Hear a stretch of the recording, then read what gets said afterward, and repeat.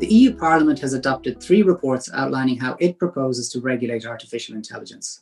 These proposals are the first clear indication of what new AI laws are going to look like, and everyone in this space doing business in the EU needs to sit up and take notice. In due course, these new laws will likely have a significant impact on not only the people and companies that create and develop this AI, including the likes of big tech, but also those who purchase AI tech to deploy in their own products, and even those who use it in the delivery of their services, like hospitals, for instance. For the last 2 years, we have been tracking closely the progress of this EU regulation project, and indeed have been advising clients on the potential impacts of the proposals.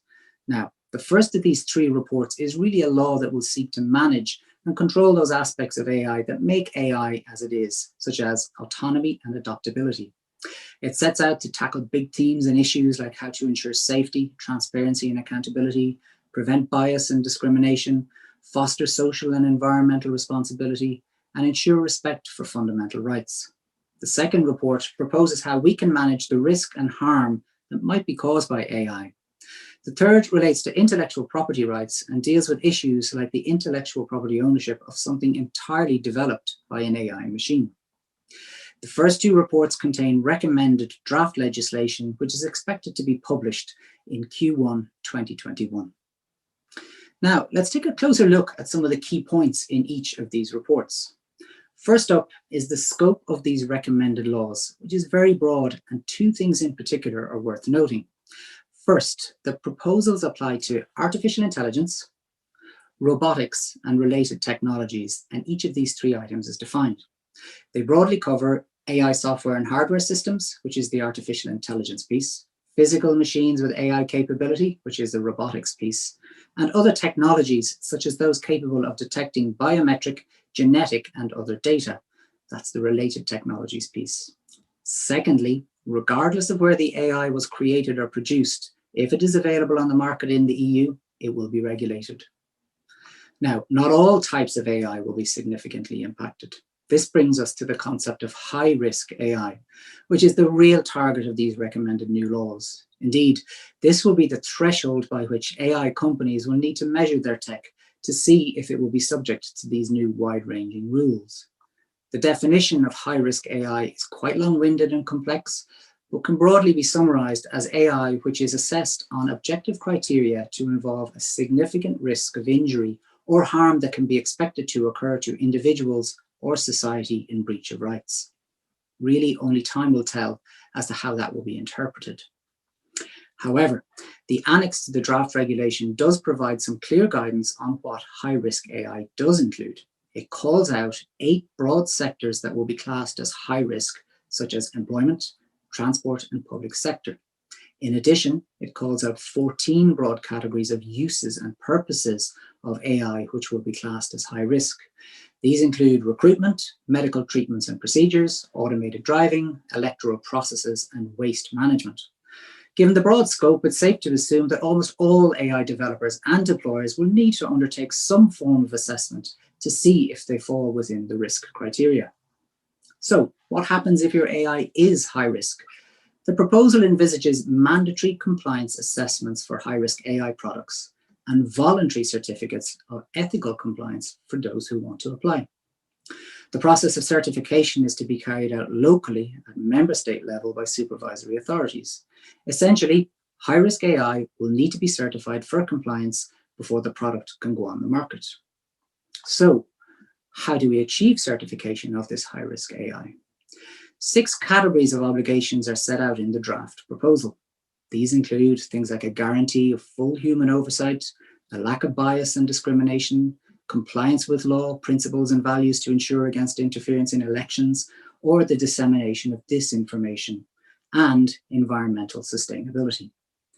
No fines for lack of compliance are yet proposed, but anyone will have the right to seek redress for injury or harm caused by the development, deployment, and use of high-risk AI.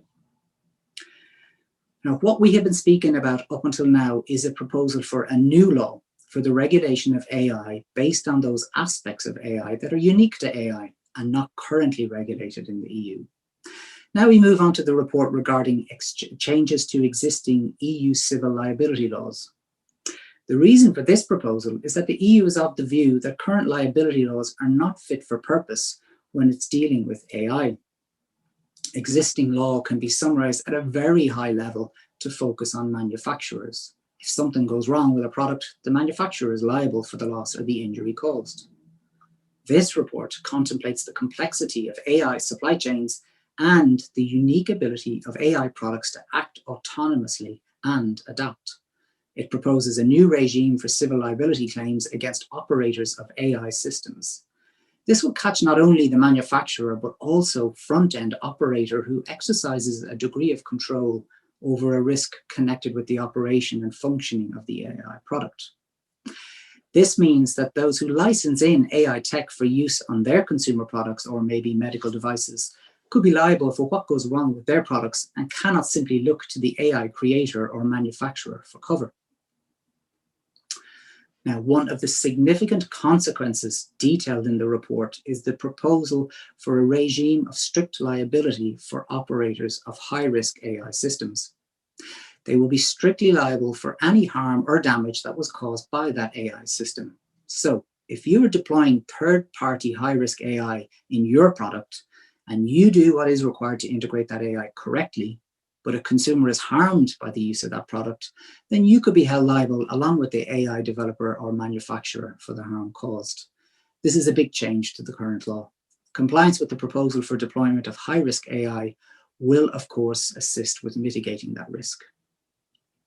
In terms of compensation, the report proposes that there should be a maximum compensation of €2 million payable in case of death or harm to a person's physical health or integrity resulting from an operation of a high-risk AI system, and a maximum of $1 million in the case of significant immaterial harm. So we're talking about things like economic loss and damage to property.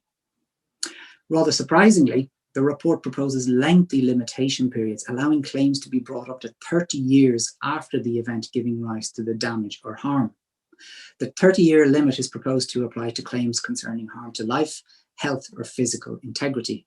It will be 10 years in the case of property damage and other types of monetary loss. That's where we're going to leave it on the detail. And if I could leave you with one thought, it would be this.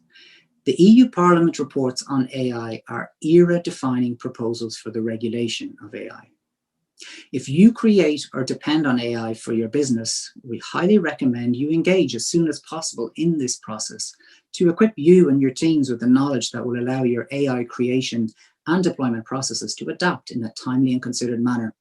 No one likes to be in a rush when it comes to matters like this.